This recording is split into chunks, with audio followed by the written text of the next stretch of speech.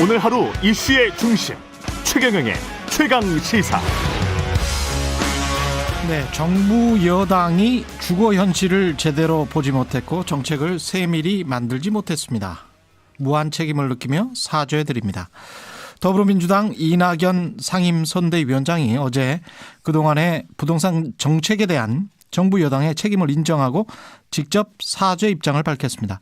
화가 풀릴 때까지 반성하고 혁신하겠다. LH 사태 이전과 이후 확연히 달라지도록 부동산 정책의 빈 곳을 찾아 시급히 보완하겠다. 혁신의 기회를 달라고 강하게 호소했는데 이낙연 더불어민주당 상임선대위원장 직접 연결돼 있습니다. 안녕하십니까? 네, 안녕하세요. 예, 어제 대국민 호소문은 저도 봤는데요.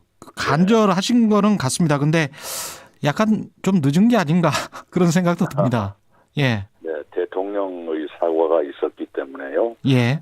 바로 대통령보다 먼저 하기도 뭐했고 바로 뒤따라서 하기도 뭐했고 그러다가 사전투표 호소를 겸해서 어제 사과의 말씀을 드렸습니다. 그 전에도 연설에서는 여러 차례 사과를 했었습니다.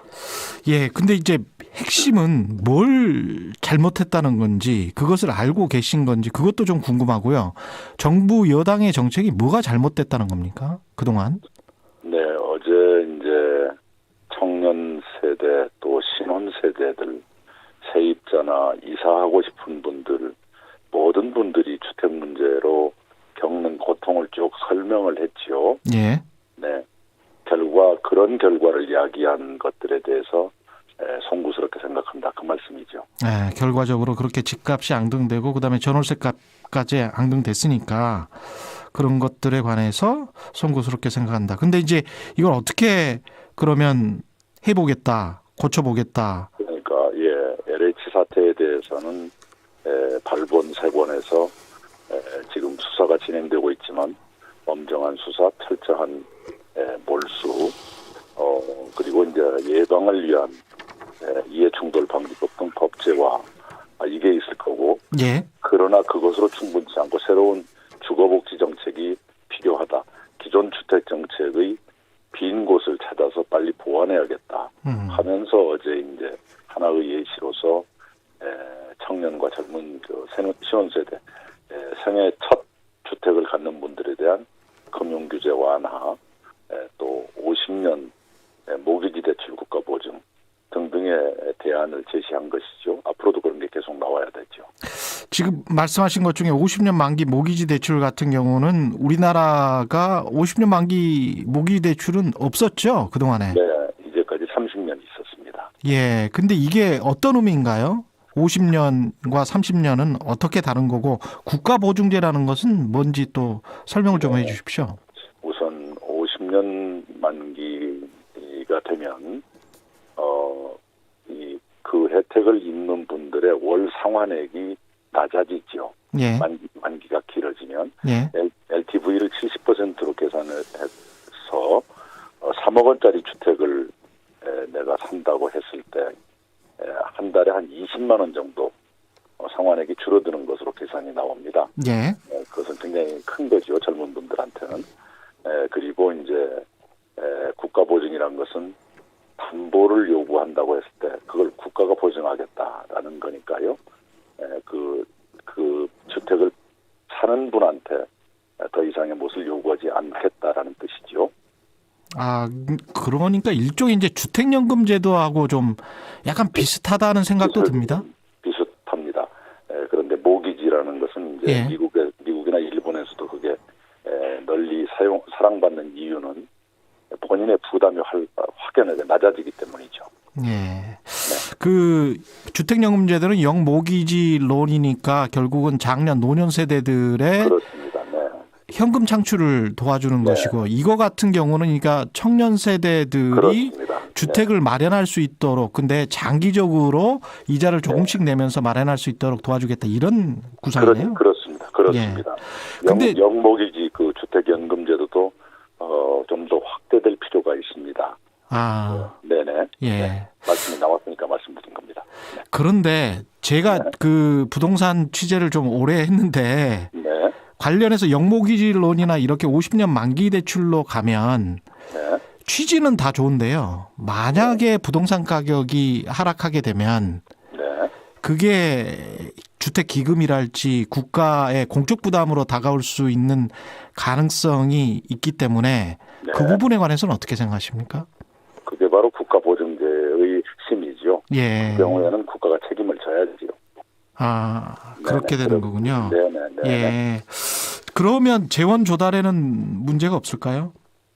재원이 어차피 서민들의 복지라는 것은 재원이 들어가는 것이고요. 예.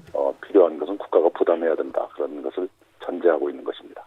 이거 같은 경우는 지금 정부랑 금융당국이랑은 충분히 협의가 된 내용입니까? 정부와 기본적인 교감을 하고 난 뒤에 예. 어제 발표를 하게 됐습니다. 아, 기본적인 교감은 네네. 했다. 그러면 네. 50년 가능하겠다라는 정도의 구두 통보는 받으신 거예요? 네, 응답이 있었습니다. 그 50년 모기지 대출을 하려면 아무래도 은행에서 그런 상품을 개발을 해야 되고 그걸 누군가가 이제 사줘야 되는 거거든요. 네, 그렇습니다. 예. NBS라 해서 예. 주택담보증권을 파는 것이죠. 근데 꽤 신청이 많고요. 이전에 예. 30년짜리 했을 때 보면 시장이 꽤 호응을 합니다. 그래 MBS 같은 경우는 일종의 이제 사실은 이제 주택 채권처럼 국채처럼 이렇게 사고 팔게 되겠네요. 그걸 가지고. 그렇습니다. 네. 예. 알겠습니다. 쪽방 고시원에 살면서 어려움을 겪는 이제 청년들 같은 경우는 월세를 지원하겠다고 하셨습니다. 이 내용도 좀 소개해 주십시오. 올해부터 청년 주거급여가 시행이 됩니다만은 그것 또한 빈칸이 많고 제도가 굉장히 충분치 않습니다. 예. 그걸 보완해야 되고요. 구체적으로 당장 쪽방이나 고시원에 사는 청년들이 많고 또 방 한 칸 월세를 내는데 월급의 대부분을 써야 되는 경우마저도 있습니다. 그런 경우에는 도와드리는 것이 옳다고 생각합니다. 복지의 확충이죠. 예. 이 관련해서 또 주택부 신설도 제안을 하셨는데 주택부가 기존에 국토교통부가 있잖아요. 우리가. 네네. 그것과 다른 게 뭔가요? 우선은 교통 기능을 거기에 붙이는 것이 좋은 것인가 라는 것이고요. 기본적으로 국토교통부 그러면 SOC 확충이 주된 업무이고 주택 업무는 부수적인 것처럼 되어 있습니다. 현재로서는. 예. 더구나 주택 문제를 이제까지는 경기 대응수단, 경기를 부양하기 위해서는 주택을 푼다든가 이런 식으로 해왔기 때문에 여러 부작용을 낳았고 지금도 그런 부작용 속에 있는 것인데요. 예. 그러지 말고 주택 문제를 주된 업무로 삼고 주택 문제에 관해서는 다른 쪽에서 간섭하거나 그러지 못하도록 더 독립적이고 주도적으로 그 문제를 전담하는 부처를 두겠다라는 뜻입니다. 과거에 건설교통부부터 해가지고 사실은 너무 산업적 관점으로 건설사들의 이익의 관점으로 접근한 부서가 아닌가 그런 비판은 있어 왔거든요. 네네. 그러니까 그래서 주거복지하고 부동산 불평등 완화, 예. 부동산 시장 완화 이런 것을 더 주된 업무로 봐야 한다는 뜻입니다. 예. 네네. 그 관련해서 박영선 후보도 이 이야기를 한 것 같은데 공시지가를 9억 원 이하 주택 같은 경우는 연간 인상률이 10% 넘지 않도록 한번 해보겠다는 이야기를 했습니다. 이것도 좀 정부랑 협의가 지금 되고 있나요? 협의를 하겠습니다. 예. 네, 협의의 여지가 있다고 생각합니다. 그 나머지 LTV나 DTI 무주택자에 대한 그 규제도 풀겠다. 이것도 협의 중인 겁니까? 청년이나 생애 첫 주택 구입자들에게는 LTV, DTI를 획기적으로 완화해야 한다고 생각합니다. 협의하겠습니다. 네. 그것 역시 획기적으로 완화해야 된다. 그러면 이게 사실은 우리가 세금이 취득 단계에서 세금을 내고요. 보유 단계에서 보유세를 내고 그다음에 뭔가 이제 양도소득 시세가 아주 높게 나와서 그걸 팔 때는 이제 양도소득세를 내지 않습니까? 근데 지금 말씀하시는 거 들어보니까 이제 보유세 같은 경우는 1가구 1주택자 같은 경우 그다음에 특정 선 이하의 주택은 약간 좀 완화시키겠다. 생애 최초 주택 구입자도 대출을 약간 완화시키겠다. 그렇다면 양도세 같은 경우도 좀 완화시켜달라는 시장의 목소리가 굉장히 컸는데 거기에 관해서도 좀 생각하고 계십니까? 그 세금 문제는 부동산 시장의 추세를 봐가면서 예. 논의하는 것이 옳다고 생각합니다. 예. 기본적으로 일가구 장기 보유 실거주자에 대해서는 세금 완화 정책이 이미 시행되고 있지요. 예. 그것이 충분할 정도로 부담 완화에 기여하고 있는가 또는 그것이 부동산 시장에 어떤 영향을 줄 것인가 이런 걸 봐가면서 좀 더 보완할 필요는 있다고 생각합니다. 예. 김상조 전 정책실장 임대차 3법 관련해서 사임했고요. 박주민 의원 같은 경우도 똑같은 논란이 나오고 있는데 약간 좀 다르긴 합니다. 신규 계약이라서. 이 문제는 어떻게 보고 계십니까? 예, 공직자로서 좀 찜찜하고요. 우리 경우에 따라 다릅니다만 김상조 정책실장의 경우에는 면목 없는 일이라고 생각을 합니다. 예. 그리고 경질이 불가피했다고 보고요. 예. 네네. 박주민 의원요. 네, 의원님들의 경우는 당내에서 논의가 있을 거라 생각하고요. 지금 부동산 전수조사를 권익위원회에 요청을 했기 때문에 예. 그 결과를 받아보는 것이 필요하겠다 이렇게 생각합니다.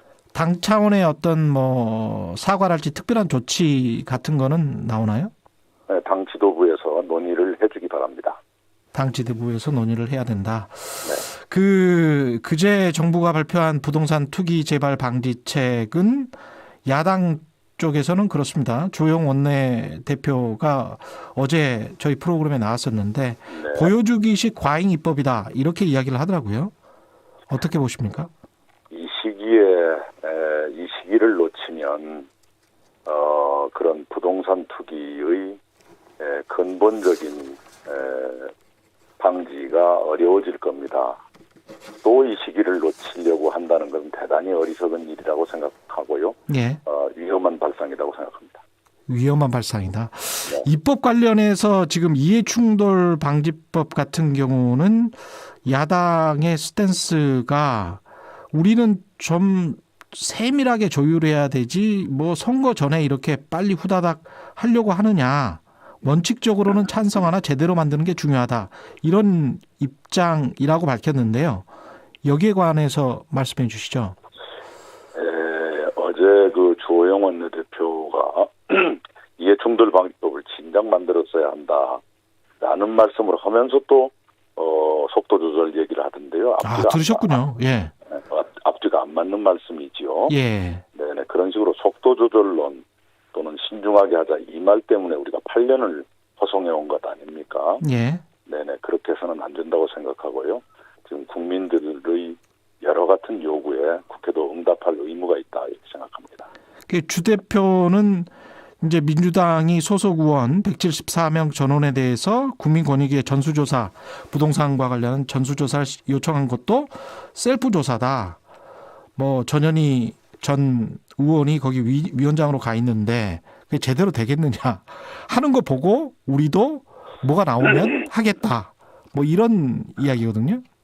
우선 바로 그런 얘기를 할까 봐서 여야가 함께 제3의 기관에게 전수조사를 같이 맡기자. 했는데 그걸 사양한 거거든요. 거절한 거거든요. 예. 그러면 우리가 어느 기관인가 맡겨야 되겠죠. 어느 기관에 맡겨도 똑같은 비난을 했을 거예요. 정부 기관이고 또는 다른 기관에 맡기더라도 또는 새로운 기관을 우리가 만든다 하더라도 셀프 조사다 이런 소리를 했을 겁니다. 그 사람들이. 예. 바로 그런 것 때문에 전현희 위원장한테 어떠한 개입도 하지 말고 보고도 받지 말아달라고 요청을 하면서 전수조사를 의뢰를 했죠. 요청을 했었군요. 했습니다. 예. 그 조건을 붙여서 권익위원회에 넘겼는데요. 자꾸 그런 식으로 하는 것은 옳지 않고요. 지금이라도 공동으로 객관적인 조사기구를 만들자. 기꺼이 응할 겁니다. 네, 그렇게 해서라도 국민들의 신뢰를 얻는 방법을 찾는다면 그 좋다고 생각하는데 자꾸 그런 걸 피하면서 이런 얘기를 하는 것은 옳지 않다고 생각합니다. 재보궐선거 이야기를 좀 해봐야 되겠는데 내일부터 이제 사전투표를 시작합니다만 그 전 여론조사를 보면 약간 좀 민주당이 불리한 것 같다라는 분위기인데 어떻게 보십니까? 네, 우리가 쫓아가고 있는 것은 틀림없고요. 예. 그리고 이제부터 더 많이 노력해야 한다고 생각을 합니다. 단지 저희들이 현장을 다녀보면 여론조사와는 조금은 다르다라고 체감을 하고 있습니다. 열심히 노력을 하겠습니다. 오세훈 서울시장 후보의 내곡동 땅 같은 경우에는 이게 그 초기 해명 부실했다. 내가 초기 해명한 거는 좀 잘못한 것 같다. 그러나 그게 거짓말은 아니지 않느냐 이렇게 오세훈 후보는 이야기를 하고 있습니다. 어떻게 보십니까? 그게 거짓말이 아니면 어떻게 해야 거짓말인가요? 예. 그 땅에 있는지 모른다. 그게 무슨 용도 지정이 된지 몰랐다. 몰랐다 했는데 내중에 현장에 갔다는 증언이 나오니까 내가 그 자리에 있었느냐 없었느냐가 중요한 건 아니지 않냐. 이게 거짓말이 있었다는 걸 본인이 인정한 거라고 봐야 되겠죠. 근데 오세훈 후보가 이제 법률가다 보니까 변호사라서 허위사실 유포 선거 이후에도 좀 걱정하는 것 같아요. 왜냐하면 기억에 겸손해야 된다 이 말을 하면서 확정적으로 말을 안 했기 때문에 본인이 이제 이거는 내곡동 땅은 전혀 나는 몰랐고 가지 않았다 이 말은 확정적으로 또 안 하고 있거든요. 그게 허위사실이 될까봐. 그리고 나중에 이제 뭔가 이제 선거법상 걸릴 것 같다는 분위기, 느낌 때문에 그런 것 같기도 합니다만은 어떻게 생각하세요? 예, 그런 느낌도 있습니다. 법률가이니까요. 예. 그러나 이미 그 과정이 말이 바꿔져가는 과정이 국민들께 다 노출이 돼 있기 때문에 그에 대해서는 정치적, 도의적, 때로는 법적 책임을 지지 않을 수 없을 거다 이렇게 생각합니다. 알겠습니다. 그 용산 참사를 두고 임차인들의 폭력적 저항이 본질이다. 라고 말을 해서 어제 이제 전국 언론 노동조합에서도 굉장히 강하게 비판을 했고 관련단 유족들도 어저께 강하게 비판을 했더라고요. 어떻게 들으셨습니까? 이 부분은 오세훈 후보. 임차인들의 폭력적 저항이 본질이다라고 하는 말씀, 그런 인식 자체가 오 후보의 본질이다 이렇게 생각을 해요. 오 후보의 본질이다. 네. 한겨울에 삶의 터전을 잃은 선거민들을 강제로 쫓아내는 과정에서 그런 일이 생겼는데요. 그것에 대한 미안한 마음, 특히 목숨을 잃으신 분이 6분이나 되고 다친 분이 20분 이상인데 그분들에 대한 안타까움이나 미안함 이런 것이 선행되는 것이 공직자들의 일반적인 마음이 아닐까 싶은데요. 좀 믿기지 않는 반응이었습니다. 예. 윤석열 전 총장 같은 경우는 이번 보궐선거의 의미에 대해서 이 선거를 왜 하게 됐는지 이전능가 상식과 정의를 되찾는 반격의 출발점이다. 이렇게 이야기를 했습니다. 반격의 출발점이라는 것은 분명히 이제 관점이 있는 것 같습니다. 네. 어떻게 보십니까? 저도 그 말씀을 듣고 좀 의아했는데요. 김학의 전 법무차관의 성적 문제, 성비위 문제를 유야무야 했던 그 검찰을 지휘한 그 장본인이 할 말이었을까 싶어요. 윤 총장 같은 경우는 지금 대선에 나올 것 같다는 분위기가 팽배한데 어떻게 보세요? 일단 나올 것 같습니까? 그건 본인이 결정할 일이지만 최근의 행보를 보면 이미 어떤 길에 들어서고 있는 것 같다. 그 생각을 합니다. 나온다면은 여당 쪽은 아니겠죠? 그거야 알아서 판단하겠지만 그렇게 순탄한 길만도 아닐 것이다. 그 말씀드리고 싶네요. 순탄한 길만도 아닐 것이다라고 말씀하시는 거는 나온다면 그렇게 쉽게 될 것 같지는 않다. 지금 여론조사 결과들에도 불구하고 그런 생각이십니까? 그 길이 그렇게 생각하는 것처럼 단순하고 쉽지 않을 것이다. 너무 쉽게 생각하지 말라 하는 얘기죠. 이 재보궐선거 끝나고 바로 대선 전국인데요. 그 위원장님도 나오시는 거죠? 대선 후보로. 아직은 제가 그걸 밝힌 적은 없습니다. 아, 그래요. 그 여론조사에서는 항상 그 들어가 있기 때문에 저는 항상 상수로 생각하고 있었거든요. 예. 예. 그럼 이 앞으로 이 보궐선거의 의미도 그렇고 앞으로 1년 정도 남았고요. 대선 전국인데 어떻게 또 준비를 하실 건지 민주당은?